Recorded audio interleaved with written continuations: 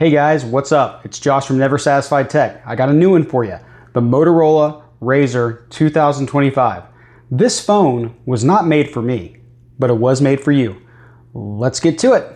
All right guys, well let's get into it. This is the Motorola Razr 2025.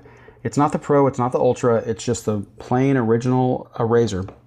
This one I have has 8 gigs of RAM, 256 gigs of storage. Comes in this Pantene Gibraltar blue color.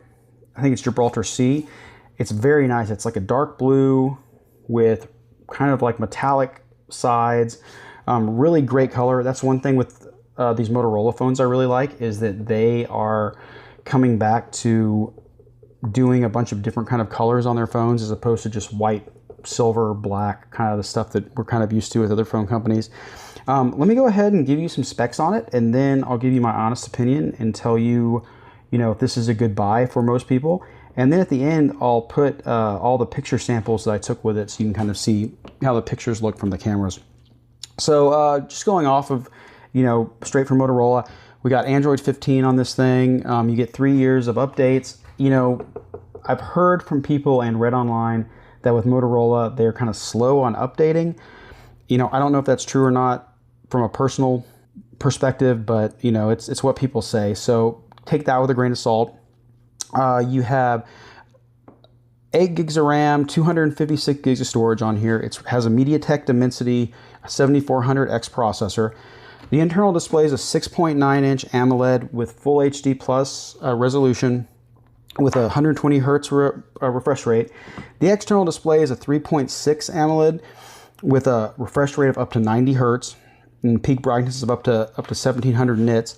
The main camera is a 50 meg wide camera. The ultra wide is a 13 meg, and the front camera, which is what they are calling the front camera, it's the selfie camera, is a 32 meg camera. And all the cameras work really well. That's one thing that I'll say impressed the heck out of me with this phone, is that how well the cameras worked to take really nice pictures. I kind of thought that the pictures were going to be okay, but they actually took really, really good pictures. Again, those are going to be at the end of the video, so stay around and, just kind of toward the end, just kind of look at those and, kind of form your own opinion, but I thought they were really good. So it has a 4,500 milliamp hour battery in it. It has 30 watt turbo power fast charging. But like all companies that come in market in the United States, they're not putting the charger in the box anymore. So keep that in mind. That's something you might want to buy extra if you decide to go with this phone. Your IP48 for dust and water resistance. And like I said, we got the Gibraltar C color. Comes in a spring bud color, which is green. Pantone light as sky, which is like an off-white, or Pantone parfait pink, which is obviously pink. You have something in here that is called Moto AI. It's just AI like anything else that people are coming out with. This little dot kind of follows you around. You can click on it and it'll do stuff like it'll remind you of tasks, and if you want a playlist, it'll make a playlist in music. It's kind of a gimmicky kind of thing, but I mean it's fun to play around with. I think most people who use AI are probably just going to use either Grok or ChatGPT or all those kind of AI type of companies. Has a side-mounted fingerprint sensor here that works really quickly, works great. The internal display is really, really nice. This crease right here, let me see if I can get the light on it. You barely can feel it. You barely even notice it when you're using the phone. They did a really good job with that. And the hinge. The hinge they did a really great job on this hinge. It's titanium reinforced. They say it's good for 35% more folds than their other phones used to. So it is really, really great. The external display is probably my favorite part of this phone. And I'll tell you why. Because you can do everything and anything on this external display that you can do on the internal display. So I find myself not using the internal display very much because this works so well. You can watch YouTube videos on it. Let me see if I can pull one up here. Oh, look, here's Mike from Average Dad. What's up, Average Dad fans? It's Welcome perfectly back to another video. And perfectly watchable. It's another Huawei Cura. You can watch it really, really well. It's just a little smaller. You can answer text. You can take cameras. You can take cameras with the main camera as a selfie camera in this format. You can browse the web. You can do anything, and that to me is a major selling point, because if I'm getting a phone like this, I want it to be small. And when I said at the beginning of the video, this phone isn't made for me, it's because I'm kind of a tech junkie and I like the latest and greatest things, and I prefer the book style type of foldables. That's just who I am. But I can see myself using this when I don't want to take that large of a phone somewhere. If I'm going on a date to a nice restaurant, I don't want to have my pants weighed down, this will be really great. Plus, you're going to be fine on the cameras. It takes really good pictures, and again, I'll have those at the end, so please look through those yourselves to make sure that you think so too. But the cameras are actually really, really good on this thing.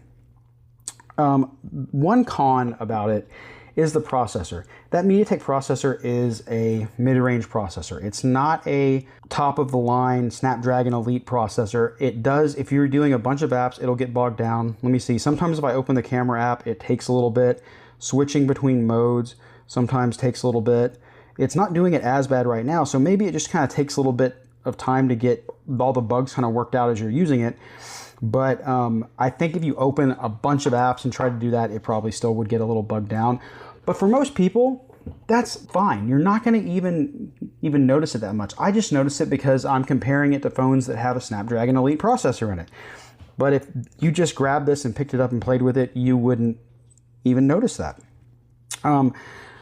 Which brings me to a big pro. Because it uses that processor, it's only $599, and you can get this for even cheaper than that sometimes, especially through carriers or through Amazon. Sometimes they'll have sales, but $599 for this, for a phone this small that turns into a normal size phone, completely flat, that you wouldn't even know it if you saw it, that it folded, is an amazing deal. And to compare this with Samsung, because this is probably about the best competition as far as this clamshell type of phone, the Galaxy Z Flip 7 FE for 128 gigs of storage is $899. For 256, it's like $959, I believe. And it only comes in black and white. And it doesn't even have a Snapdragon processor. It has an Exynos, like a lower grade Exynos processor in it. So the fact that this is $599, possibly cheaper, and they come in a variety of colors, is the best thing in the world, especially for someone who wants a normal phone that just happens to fold in half. But because you have this display, you can use it like a normal phone. It really is amazing. We really do live in an amazing time. All right, guys, well, I'll leave you with the pictures, and if you have any questions about it or any other questions or comments, just leave them in there, and I'll put links down to my channel, to the Average Dad channel, and I'll see you guys later. Peace.